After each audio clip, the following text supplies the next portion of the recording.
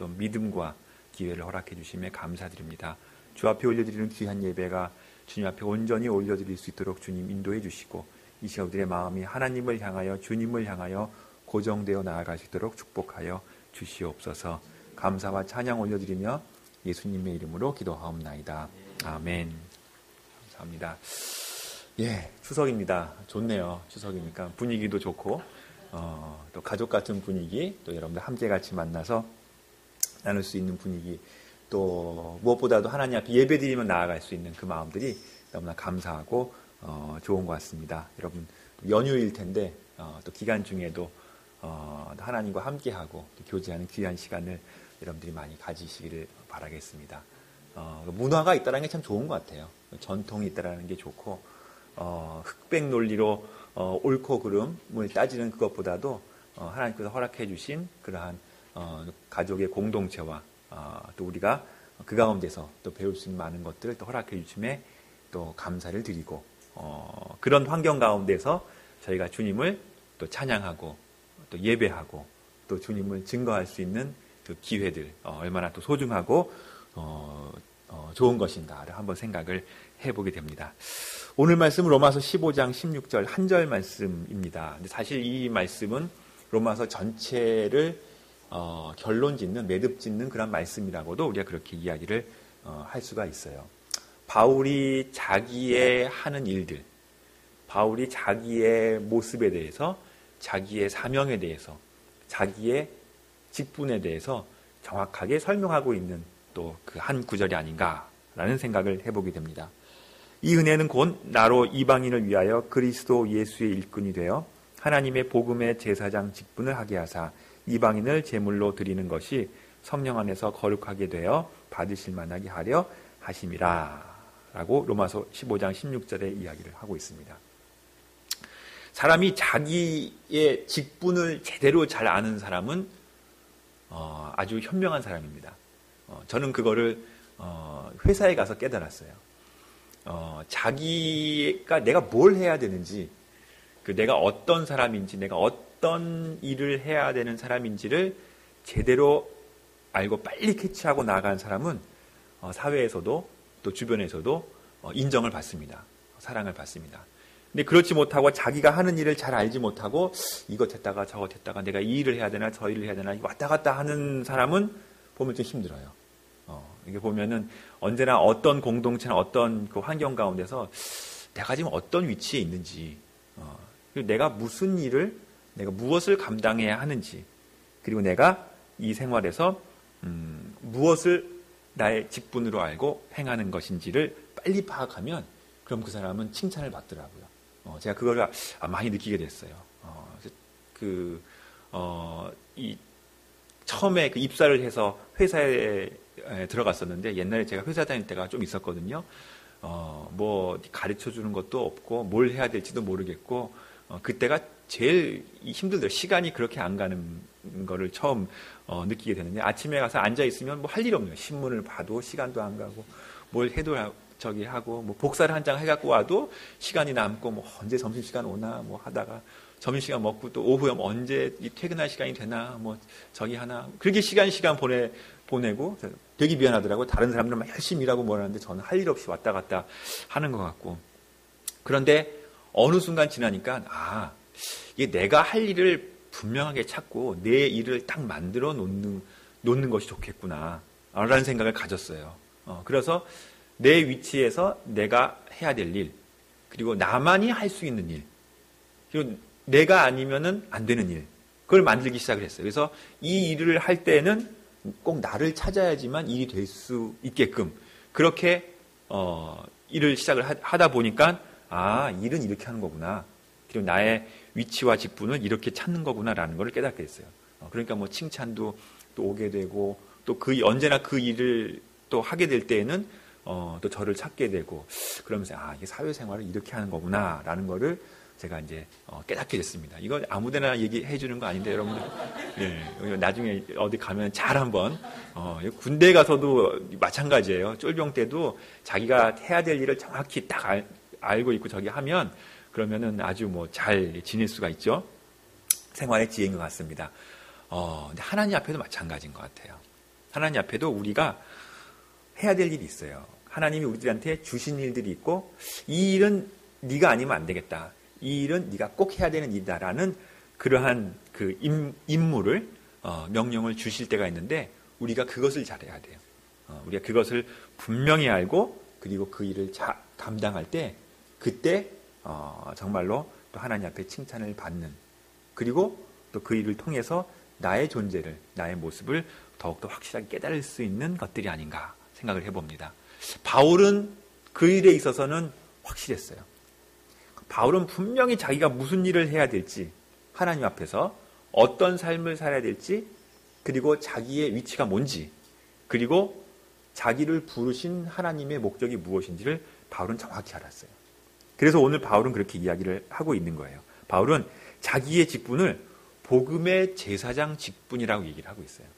이 하나의 이 타이틀 가운데 바울은 자기가 해야 될 일, 자기의 위치, 또 자기의 모습, 그리고 자기가 하나님 앞에 해야 되는 자기의 사명을 그대로 잘 표현을 하고 있는 것이죠. 복음의 제사장 직분. 바로 바울은 이 일을 감당했던 사람이었습니다. 근데 이거는 좀 우리가 생각을 해봐야 돼요. 복음의 제사장 직분. 이거를 이해하기 위해서는 먼저 제사장이 뭔가를 우리는 좀 생각을 해볼 필요가 있습니다. 제사장. 바울은 자기가 제사장 직분을 가지고 있다라고 이야기를 하고 있어요. 이 구약 시대에 보면요. 아주 중요한 행사 중에 하나가 있는데 뭐 행사라고 말하기는 좀 그렇지만 아주 중요한 우리 인간의 임무가 있는데 그것은 제사였습니다. 하나님 앞에 제사 드리는 것이 구약 시대에는 가장 중요한 일 중에 하나였어요. 모든 신앙생활이 모든 삶이 제사로 인해서 시작이 되고 제사로 인해서 귀결되고 제사로 인해서 결정이 나요. 그래서 어떤 일보다도 하나님 앞에 제사 드리는 일이 이 구약 시대에는 가장 소중하고 가장 중요하고 여기에 거의 목숨을 거는 그런 시대였다는 거죠. 뭐 추석 때 돼서 요즘 또 우리 또 같이 모이면 차례를 지내고 제사를 지내시는 분들도 많이 있을 수 있겠지만 이 구약 시대에도 하나님 앞에 제사 드리는 바로 이 부분이 가장 소중하고 귀중한 부분이에요. 왜냐하면 이 제사를 통해서 하나님과 만나는 거예요. 제사를 통해서 하나님과 교통하게 되고 하나님과 교제할 수 있는 유일한 수단이 하나님 앞에 제사 드리는 바로 이 제사의 그 모습이 되는 것이죠. 그래서 이 구약에는 중요한 제사가 보면 레위기에 보면 5가지 제사를 이야기를 하고 있습니다. 번제, 소제, 화목제, 속죄제, 속건제. 이거 5가지가 중요한 제사예요. 이게 거의 여기에 목숨을 겁니다. 그 당시에 뭐 유대인들이나 또 이스라엘 사람들은 이 제사에 모든 것을 다 아주 투자할 정도로 그렇게 소중하게 여기죠. 번제라는 것은 하나님 앞에 양이나 뭐 비둘기, 염소 이런 걸 통해서 하나님 앞에 온전히 올려드리는 그러한 제사였어요. 제사를 할 때 자기의 재물을 가지고 와요. 자기의 재물을 가지고 와서 그 재물을 죽입니다. 그리고 피를 내요. 그리고 그 피를 하나님 앞에 뿌리는 거예요. 그리고 그 재물을 불태웁니다. 그렇게 하면서 하나님 앞에 올려드리는 제사를 하게 되죠.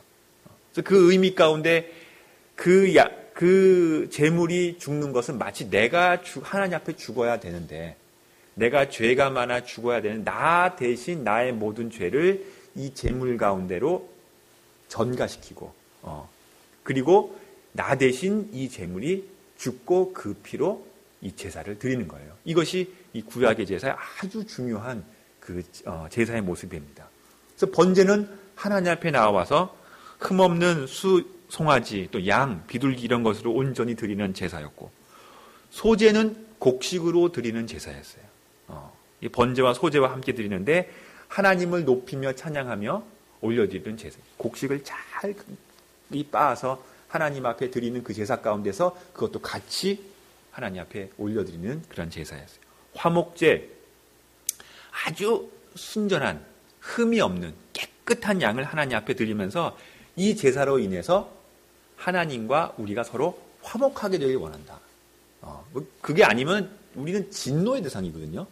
죄가 많은 이 죽을 수밖에 없는 진노의 대상에서 화목하게 되는 그러한 존재로 변화하게 되는 그러한 제사를 드리게 됩니다. 화목제, 속죄제, 속건제. 이거는 죄에 대한 거예요. 내가 하나님 앞에 지은 죄, 나의 하나님 앞에 죄된 모습을 하나님 앞에 예배드리면서 제사하면서 드리는 거예요. 그래서 부지 중에 내가 알지 못하고 지은 죄까지도 여기 포함이 돼요. 속죄제를 드릴 때는 내가 알지 못하고 하나님 앞에 지었던 죄의 모습들도 다 하나님 앞에 올려드리고, 속건제는 특별히 내가 그 죄를 통해서 보상을 해줘야 되는, 그러니까 그 법률적으로 내가 완전히 죄를 지은 그런 죄인의 그 모습 가운데 있지만 그 죄를 하나님 앞에 고백하면서 나아가는 그러한 제사가 됩니다. 그러니까 얼마나 중요하겠어요. 이 5가지 이 제사의 모습은 이 구약시대 사람들한테서는 거의 인생의 모든 것을 다 걸고 나아가는 그런 아주 중요한 예절, 중요한 행사, 그 중요한 예식 중에 하나가 되는 것입니다. 그래서 한 개인이 나올 때는 이 5가지 제사를 다 함께 같이 드려요. 뭐 오늘은 속건, 오늘은 뭐 이렇게 하는 게 아니라 나올 때 번제와 먼저 하나님 앞에 회개하면서 속죄와 속건제를 하나님 앞에 드리고, 그리고 번제와 소제를 통해서 하나님 앞에 예배하고, 그리고 화목제를 통해서 하나님 예배를 드리고, 그 예배에서 나온 제물이 있어요. 그 예배에 잡았던 양들은 그거를 다 다시 그 나온 것들은 같이 주변 사람들과 같이 나눠 먹는 거예요. 그러면서 그 예배의 기쁨을, 제사의 기쁨이죠. 제사의 기쁨을 많은 사람들과 함께 같이 나누면서 회복되는 그러한 제사의 모습이었던 거죠. 이것이 구약의 제사의 모습이었습니다. 얼마나 중하고 얼마나 또 의미가 있고 그리고 얼마나 소중한지 이 이스라엘 백성들은 이 구약의 제사 드리는 것에 모든 것을 다 올인할 정도로 그렇게 소중한 중요한 의미를 부여했죠. 그렇기 때문에 제사장이라는 것은 상당히 중요한 위치입니다. 거의 왕을 뛰어넘는, 뭐 왕은 그 이후에 됐지만 하나님이 정하신 그 직분 중에서 제사장이라는 것은 이건 상당한 거였어요. 왜냐하면 이 제사를 전체를 다 리드해 나아가는, 그리고 제사를 어떻게 보면 집도하는 그러한 역할을 가졌던 사람이 바로 제사장이죠. 그리고 하나님과 그 제사를 통해서 하나님과 함께하고 하나님의 말씀과 하나님의 음성을, 하나님의 그 메시지를 가지고 나올 수 있는 유일한 사람은 바로 이 제사장 직분이었어요. 그래서 구약 성경에도 보면요, 레위기에 보면 이 제사에 대해서 상당히 자세하게 그리고 아주 세밀하게 그렇게 이야기를 해주고 있습니다. 왜냐하면 제사장은 또 아무나 되는 것이 아니었어요.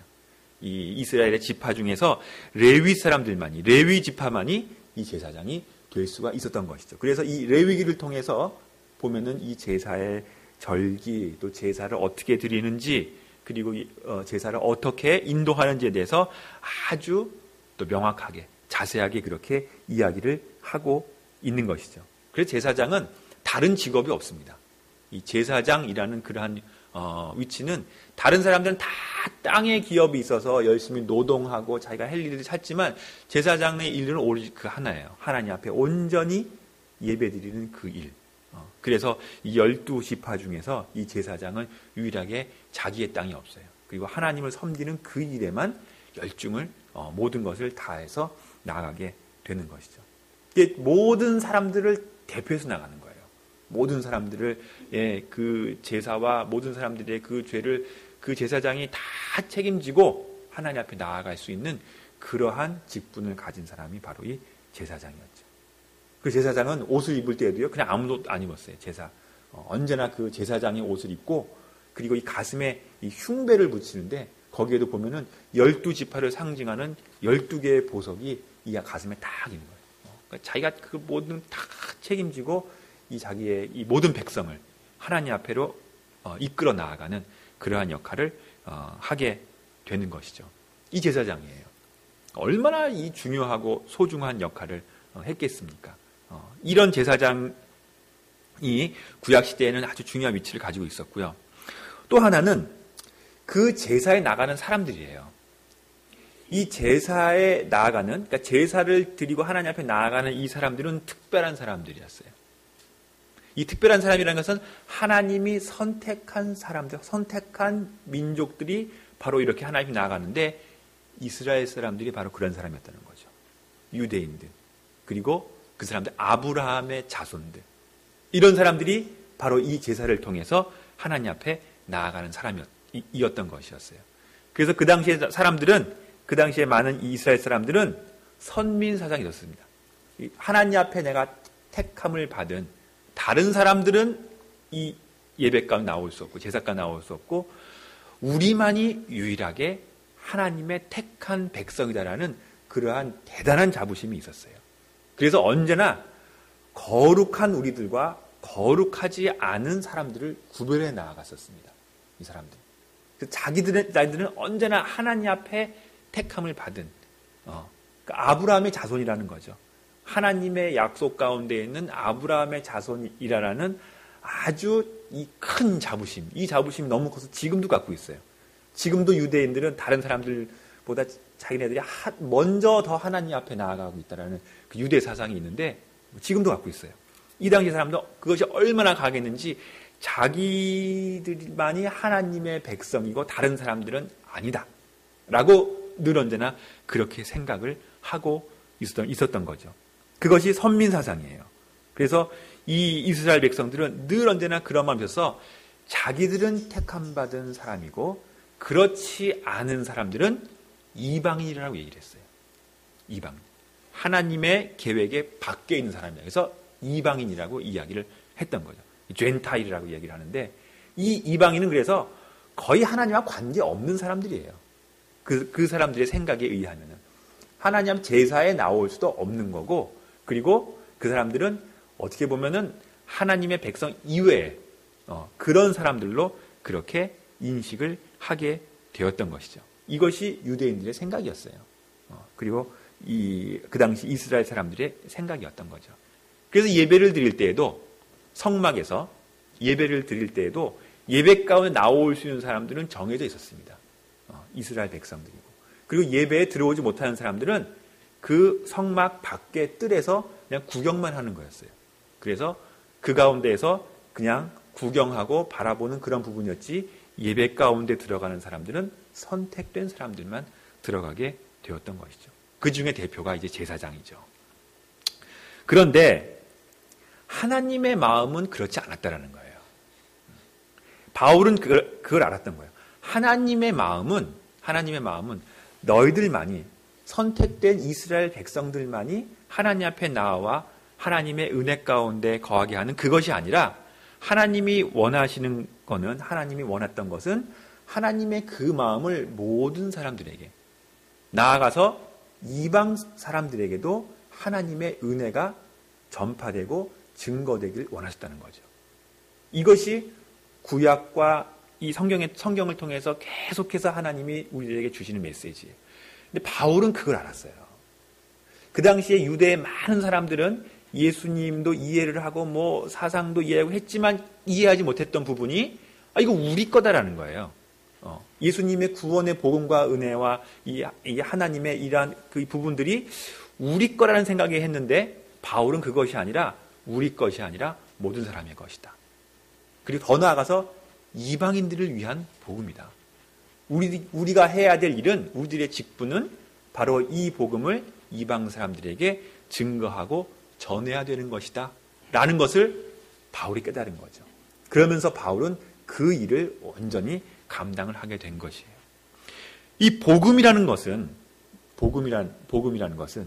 바로 이 예수님께서 이 땅에 오셔서 십자가를 지시고 피를 흘리셨잖아요. 그 흘린 그 보배로운 피가 온 인류 가운데, 모든 사람들 가운데, 그리고 그 예수님을 믿는 모든 사람들 가운데 동일하게 적용이 되고 그리고 인도하시는 바로 그러한 복음이 되는 것이죠. 우리는 그것을 복음이라고 얘기를 해요. 복되고 기쁜 소식이라고 얘기하는데 그거는 특정 이스라엘만을 이야기하는 것이 아니라 우리 온 인류와 모든 사람들 향해서 미치는 하나님의 구원의 기쁜 소식이 되게 되는 거죠. 물론 예수님 믿어야죠. 예수님을 믿고 예수님을 받아들이는 바로 그 사람들에 한해서 해당되는 부분이지만 어쨌든 이 예수님을 믿는 모든 사람들에게 함께 같이 나아간다는 것이에요. 그러니까 인종이나 혈통이나 뭐 그런 것으로 되지 않는다는 거예요. 조상이 누구냐, 어느 피냐, 어느 계열이냐에 따라서 이 구원을 받는 것이 아니라 예수님을 믿는 모든 사람, 예수님을 믿는 바로 이 모든 사람들에 의해서 우리가 예수님의 이 구원의 놀라운 소식을 우리가 전달받게 되고 그리고 그 가운데 거하게 된다라는 것이죠. 그래서 바울은 자기의 임무를, 자기의 직분을 복음의 제사장이라고 얘기를 하는 거예요. 복음의 제사장. 자기가 제사장 일을 하고 있는데 그 제사장이라는 것이 다른 것이 아니라 복음의 제사장이다.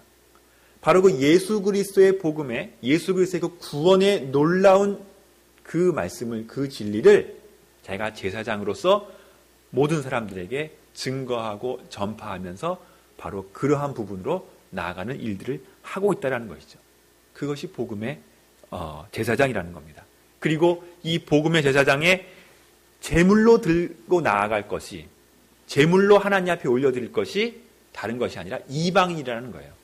그래서 이방인을 위한 복음의 제사장이라고 바울은 이야기를 하고 있는 것입니다. 이방인을 하나님 앞에 데리고 나아가는 것.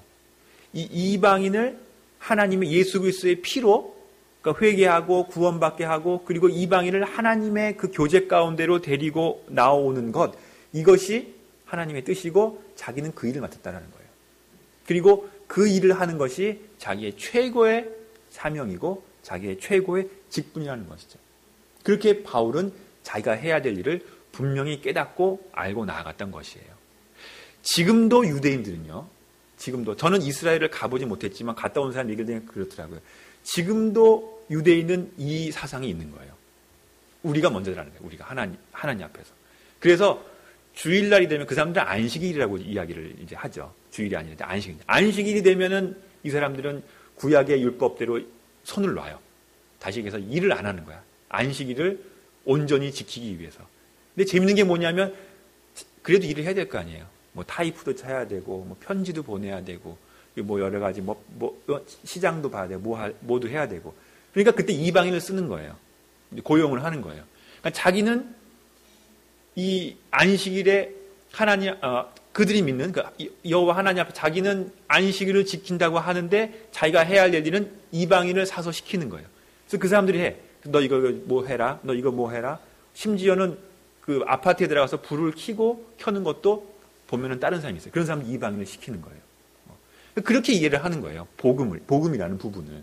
자기가 생각한 이 하나님이라는 부분을 자기들만이다 라고 그렇게 생각을 하는 거예요. 이거 말도 안 되잖아요. 그죠? 십계명에도 보면은 하나님의 그 은혜와 하나님의 그 축복이 함께 있는 모든 사람들에게 함께 같이 증거되기를 원하셨어요. 보면 그 일곱째 날은 내 하나님 여호와의 안식일인즉 너나 내 아들이나 내 딸이나 남종이나 여종에게나 가축이나 문 안에 거하는 객이라도 아무 일도 하지 말라. 그러니까 하나님의 법률이라는 것은, 하나님의 통치권이라는 것은 정해진 이스라엘 백성만 해당되는 것이 아니라 그 주변에 있는 사람, 모든 사람에게도 해당이 되는 거예요. 그게 복음이라는 것도 마찬가지죠. 복음이라는 것도 나 혼자, 그리고 나만을 위한 것이 아니라 내 주변에 있는 사람들에게도 그 복음의 유효성은 해당이 된다는 것입니다. 그래서 십계명에도 보면은 문 안에 거하는 객이라도, 그 누가 되겠어요. 하지만 그런 사람에게도 예수님의 은혜와 복은, 하나님의 은혜와 복은 같이 누릴 수가 있게 되는 거죠. 마찬가지예요. 이 복음이라는 이 부분은 나만이 누리는 것이 아니라 바로 우리 주변에 있는 사람들, 이런 사람들에게도 같이 증거가 된다는 것이죠. 이 복음의 제사장 직분이라는 것이 바로 그런 것이에요. 이방인을 하나님의 그 은혜, 하나님과 놀라운 그 은혜로 초청하는 거예요. 그리고 그 이방인을 하나님 앞으로 데리고 와서 하나님과 교제하면서 하나님의 백성으로 구원받은 사람으로 우리가 받는 그 구원의 놀라운 기쁨을 함께 나누는 것이, 그것이 바로 복음의 제사장 직분이라는 거죠. 이방인을 위한 복음의 제사장 직분. 이것이 우리가 해야 될 일이라는 것입니다. 바울은 그걸 알았어요. 그래서 바울은 그렇게 행동하며 나아갔다는 것이죠. 물론 그 이방인을 하나님 앞에 데리고 나아가는 데 있어서 가장 큰 역할을 하는 부분은 성령님이에요. 그래서 성령님이 그 마음을 인도하여 주사 이방인들에게 예수님을 알게 하시고 그리고 구원의 백성으로 변화시켜 주시지만 그 이방인들을 하나님 앞으로 데려가고 그리고 그 구원의 복을 이방인들에게 전파하고 증거하는 일은 바로 우리가 해야 된다는 일이죠. 우리가 그 가운데 나아가서 그들에게 함께 나아가며 함께 사랑과 은혜를 베풀어 줘야 된다는 거죠. 이게 하나님의 제사에 숨겨져 있는, 아니 어떻게 보면 잘 드러나 있는 하나님의 제사의 가장 큰 의미예요. 그 제사는 드리면 이 구약시대 제사는 기쁨이 있어요. 죄사함이 있고 기쁨이 있고 즐거움이 있는데 그것을 딱 이스라엘 12지파 그 사람들만 누리는 것이 아니라 그것을 주변에 있는 모든 사람들한테 이방 민족들에게도 그 모든 것들이 증거되고 전파되기를 바라는 그 제사의 의식이었어요. 지금도 마찬가지라는 거죠. 복음은 우리들만을 위한 것이 아니라 우리 주변에 있는 모든 사람들을 향해서 복음이 증거되고 전파되어야 되고 그 기쁨이 함께 증거되어야 된다는 것입니다. 이것이 우리가 해야 되는 직분이고 우리가 해야 되는 우리들의 바로 일이 돼야 되는 것이에요. 추석이에요. 그죠? 늘 언제나 추석 때 되면 꼭 하는 게 있어요. TV에서 보면 외국인 노래 자랑, 외국인 한국 웅변 대회, 저기야. 그래서 가족끼리 모여서 뭘 해보면 꼭 그런 게 나오죠. 보면은, 그러니까 저도 중국에 있을 때 그러더라고요. 중국에 있을 때 명절 되면은 외국 사람 모여서 중국어 말하기 대회 이런 거 하더라고요. 왜 그러냐 하면 이 가족끼리 모이잖아요. 우리끼리. 근데 이럴 때 가장 소외받는 사람이 누구냐 하면 이방인들이에요. 말하자면 이 사회의 이방인들.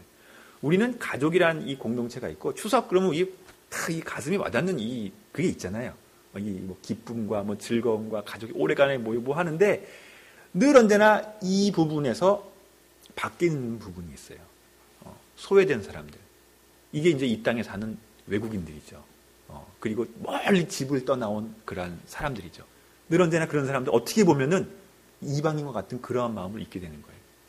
그래도 보면은 그럴 때 보면 여러 가지 또 모임도 하고 행사도 하고 하는데 보면 참 그런 사람들에게 그리고 그런 이방인들에게 예수님의 사랑과 은혜가 온전히 증거되고 전파되는 것.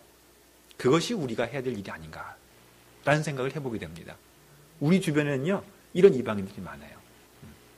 이방이라는 것이 성경에서 이해한 것처럼 딱 성경적으로 유대인이냐 아니냐 이런 부분이 아니라 우리 생활을 살펴보고 주변을 바라보면 바로 이렇게 같이 모여서 가족끼리 하는 이러한 절기 가운데서 보면은 늘 소외된 사람이 있어요. 복음은 그런 사람들한테로 증거돼야 돼요. 우리들의 사랑은 그런 사람들한테로 나가줘야 되고요. 그런 사람들을 품고 그런 사람들과 함께 같이 가는 것이 우리가 해야 되는 직분이라는 거죠. 우리가 해야 될 일이라는 거예요. 그래서 이 시대에도 보면은 늘 언제나 혼자 다니는 사람, 어려워하는 사람, 힘들어하는 사람, 다른 사람이 다 돌보지 않고 힘들어하는 사람들을 향해서 먼저 예수님의 사랑을 가지고 다가가야 될 사람들이 바로 우리들이라는 거예요. 바울은 그걸 알았어요. 그러면서 그 마음을 전했는데 마찬가지 우리 주변에도 보세요. 얼마나 많은 사람들이 이런 우리 한국인 사회 가운데에서 또 소외되고 힘들어하고 또 그 공동체 가운데로 들어오지 못하고 있는지 이 교회의 사명인 겁니다. 우리가 감당해야 되는 부분인 거예요. 요즘은 한국 교회에 참 부정적인 이야기들이 많이 있습니다. 인터넷을 봐도 그렇고 여러 가지 소식도 많이 듣죠. 그래서 요즘은 교회가 비판을 받아도 너무 많이 받는 시대죠. 비판을 받아도 너무 많이 받는 시대예요. 그렇게 어려운 시대를 우리가 살고 있어요. 저도 동의해요. 문제가 있고 어려운 점들이 많이 있죠. 그래서 이 시대는 종교개혁이 필요한 시대다. 세계관의 개혁이 필요한 시대다라고 그렇게 이야기를 합니다. 그런데도 보면 그래도 어려운 사람들을 향해서 힘든 사람들을 향해서 사랑과 말씀을 가지고 나아가는 사람들은 그래도 크리스찬이더라고요. 전 그런 걸 보면서 참 감사하게 느껴요. 보면은 오늘도 그렇고 추석 때 보면은 여러 가지 보면은 외국인들을 위한 행사도 많이 하고 나눔도 많이 하고 모두 많이 하는데 가만히 제가 이렇게 보니까 제가 아는 분들도 오늘 내일 행사들 많이 해요. 많은 분 태국인들 근로자들 행사 필리핀 사람들 해보면 대부분 다 90% 이상 다 교회에서 하는 거예요. 그리고 크리스찬들이 하는 거예요. 그걸 보면서 그래, 교회가 참 문제가 있다고 얘기하지만 그래도 사랑과 말씀을 가지고 다가가는 사람들은 크리스찬이구나 라는 생각을 제가 보게 되면서, 만나게 되면서 감사하게 생각을 하게 됩니다. 우리도 이 추석 연휴 기간 동안에 어려운 사람, 그리고 소외된 사람, 내가 이 사회 가운데 이방인이라고 느끼는 사람들, 주류에서 벗어난 사람들, 그리고 먼 집을 떠나서, 고국을 떠나서 이곳에 와서 어렵게 또 살아가고 있는 많은 외국인들에게 사랑과 복음과 은혜를 나눌 수 있는 그러한 여러분들이 다 되시기를 바라겠어요. 그것이 하나님이 우리들에게 주신 이 시대의 또 직분이고, 그리고 이 시대의 우리들의 임무가 되는 것입니다.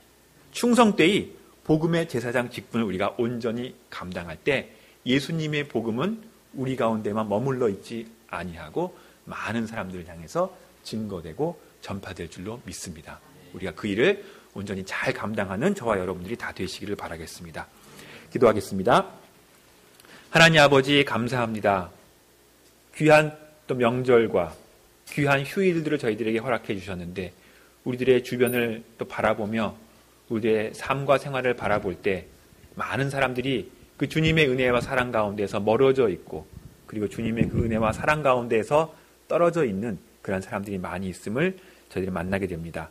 그들을 섬기고 그들에게 사랑을 베풀고 그들에게 은혜를 나누어 줄 수 있는 그 일, 저희들이 온전히 잘 감당하도록 인도해 주시고, 예수님이 우리를 너무나 사랑하셔서 하나밖에 없는 독생자 예수 그리스도를 보내주셨는데, 그 귀한 복음의 기쁜 소식들을 많은 사람들에게 증거하고 전파할 수 있는 저희들이 되도록 주님 축복하여 주시옵소서. 감사드리며 예수님의 이름으로 기도하옵나이다. 아멘.